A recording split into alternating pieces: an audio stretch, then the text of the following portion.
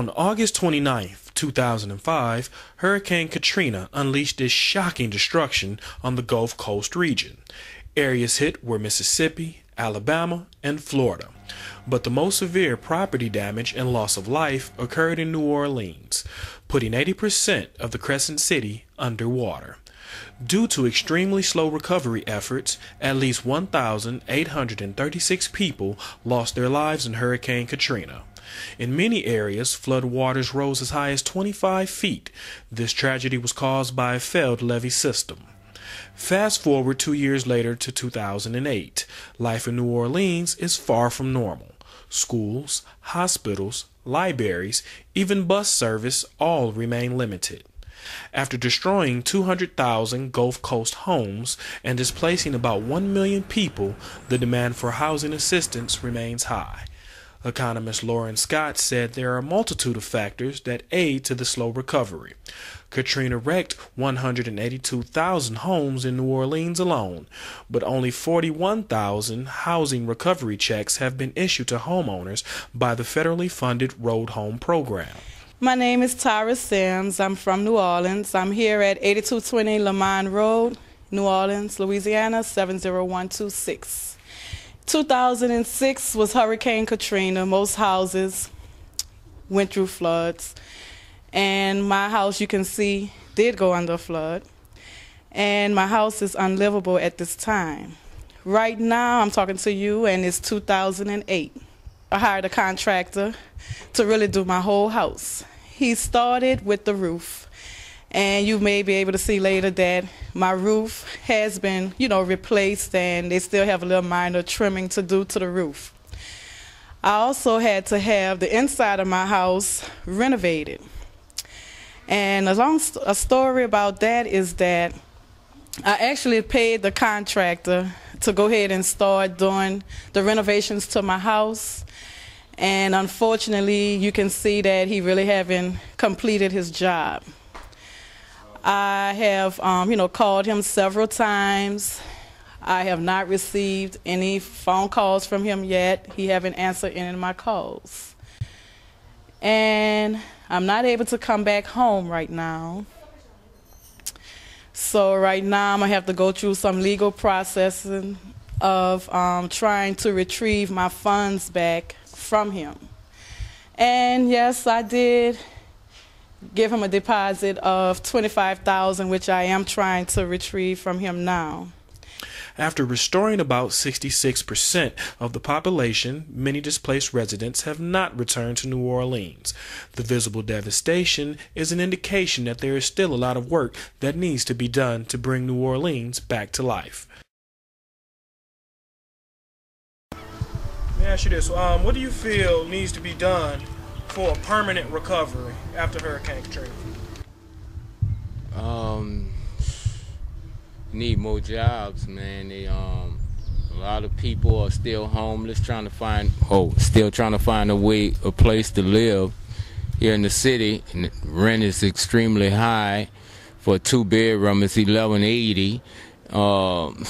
For a 3-bedroom, it's over $1,500. For somebody who's just getting back in the city with a job, they could never put a deposit on that. I mean, FEMA didn't do a whole lot for a lot of people. For me, it's one. FEMA did nothing for me, man. Basically, when the storm hit, my family lost everything.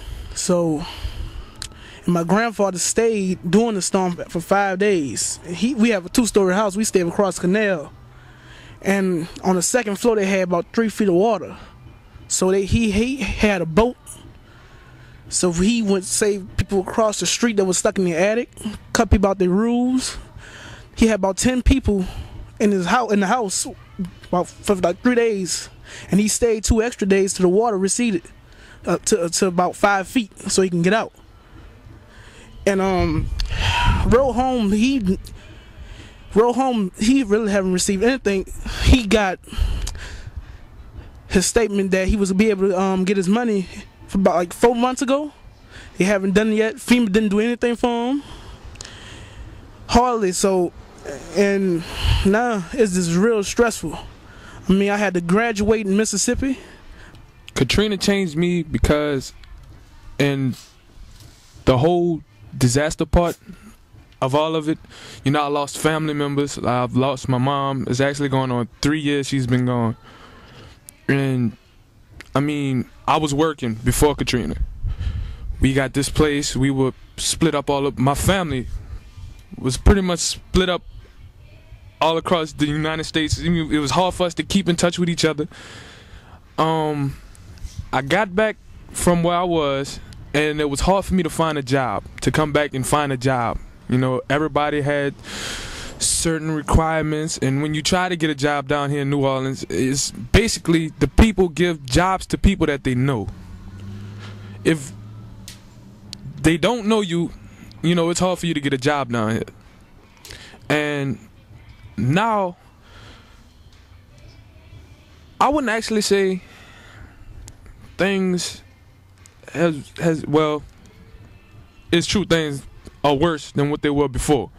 You know, now I live across the street from here, and I have to actually sit out on my porch late at night and watch people pass around. They steal things around there, you know, stuff like that. Before that, we didn't have that to worry about. You know, they're going in people's houses, they're taking stuff, and I'm afraid they might come in my house and take my stuff, or come in my house to try to harm me, or mess with my neighbors. I mean, before Katrina, we had that, but it wasn't as major as it is now. You know, and that's pretty hard for me. About a month from now, FEMA talking about taking the trailers from people. I mean, people don't have nowhere else to go. The only thing they have the Lafourche trailer. When they take that, they're going to have so many homeless people in New Orleans, going to be ashamed. They already have a lot of homeless now. And on the St. Claude, that's the Claiborne Bridge. The Claiborne Bridge is so ridiculous. They talking about they got a tent. I still see you got about 50 people still outside or more, easily. And just when they kick people out these FEMA trailers, I don't know what's going to happen. Crime is so much high right now, man, but the military has presented a positive presence since they've been around. They pass through this neighborhood daily, you know, keep the bad elements down. But right around the corner is a metal scrap place, and in this area, as far as back as you could see, is houses. So people are going in those houses, taking the people as they're rebuilding, and they go home, you know, after a day's work or doing on their house, they come back, all their wiring gone, all their copper gone, you know. And that's basically why I have this firearm in front of me right now, because I'm tired. I don't want them to come in my house, you know, because I work every day. I work hard.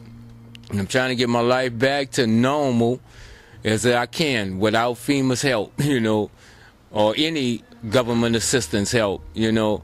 But crime is really bad right now. There's a lot of young boys out here walking around 13, 10, 11 years old carrying guns, you know. Man, I don't even feel safe standing in front of my door without my gun in front of me, man. And that's why I'm here. Crime.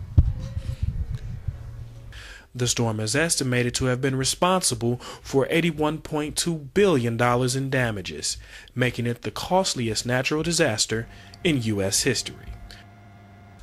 As you can see, I'm standing in one of the gutted out homes of the Hurricane Katrina victims. It has been 2 years and many contractors still have not made good on their promise, and many people are still looking for homes and shelter. The federal government has allotted $4.1 billion in aid, but only $1 billion has been spent. As we can see, people are still piecing their lives together.